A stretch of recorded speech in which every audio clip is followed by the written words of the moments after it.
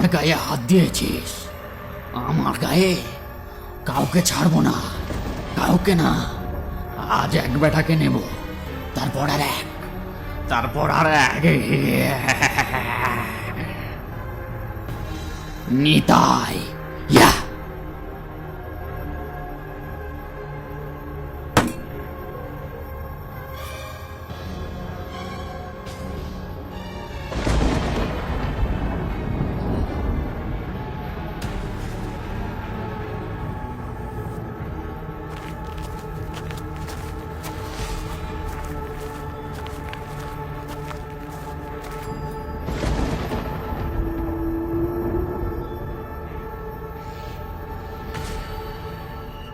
তোর পেটে পেটে ভয় হারান, এগুলো আবার হয় নাকি? যত সব। হয় হয়, ঘনা বেটা পিশাচ নিয়ে খেলা করে, ওর পক্ষে সব সম্ভব।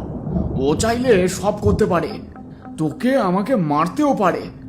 আমরা ওকে অমন ভাবে মারলাম, ও বেটা কি আমাদের ছেড়ে দেবে ভেবেছিস? কেন এত তর্কাতর্কি করছিস নিজেদের মধ্যে? কি সুন্দর একটা মনোরম আবহাওয়া, দেখ না বাইরে কি সুন্দর ঠান্ডা বাতাস বইছে। আচ্ছা মৃত্যুঞ্জয় দা, তুমি কি যেন একটা বলছিলে তখন? কি হাত কেটে হাতের মধ্যে ওষুধ ভরে রেখে দেওয়ার কথা বলছিলে না? কি ওটা? আরে ঘনা বেটা কি সব অদ্ভুত কাজ কারবার করে, একবার স্বচক্ষে দেখেছিলাম 3-4 মাস আগের কথা, বুঝলি। এক সন্ধ্যায় আমি হেঁটে যাচ্ছিলাম পোড়া খালের পাশ দিয়ে। হেঁটে যেতে যেতে হঠাৎ আমার চোখে পড়ে খালের সেতুর নিচে পচা জলের ভিতরে দাঁড়িয়ে ঘনা বেটা কি সব হাতড়াচ্ছে। এই ঘনা, এই ভর সন্ধ্যাবেলা ওই পচা জলের মধ্যে ঢুকে কি খুঁজছিস রে?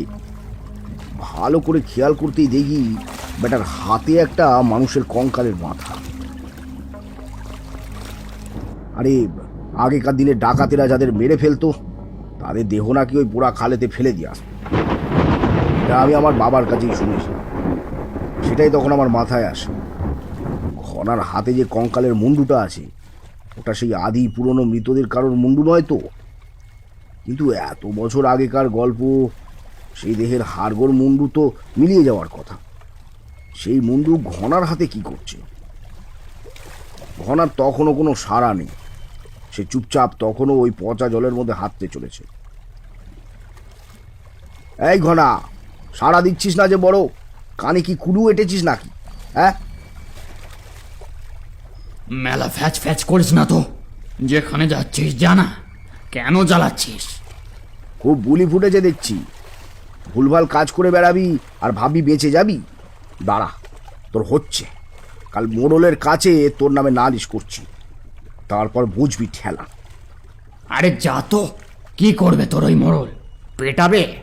তার ব্যবস্থা করা আছে, আমার হাতের ভিতরে ওষুধ ঢোকানো আছে, কিছু মালুম পড়বে না, বুঝলি?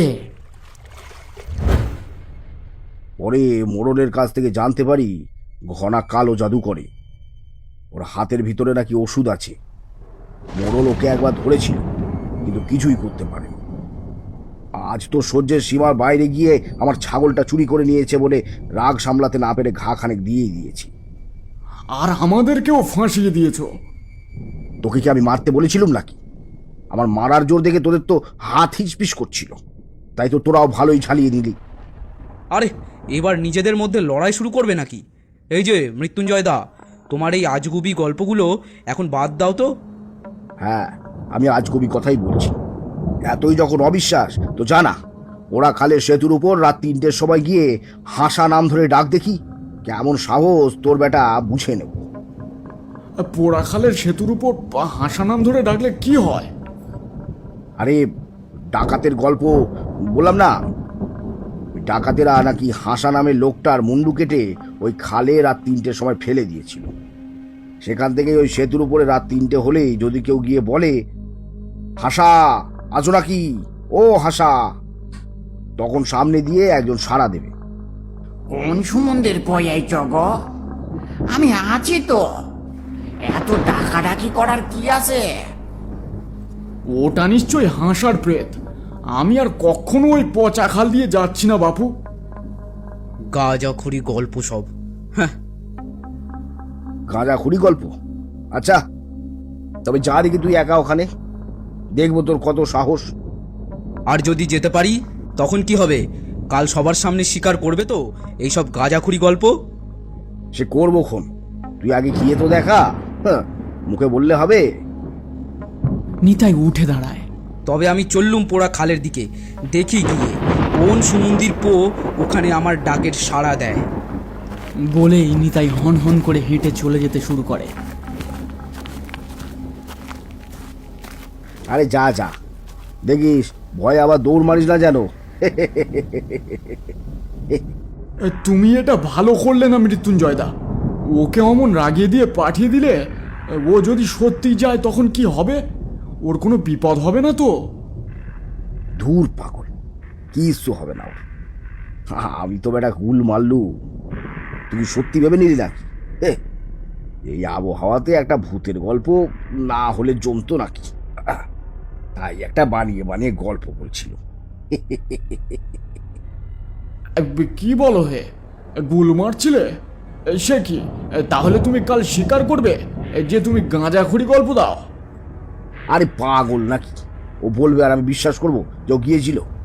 কাল দেখবি কেমন রগরটা হয়।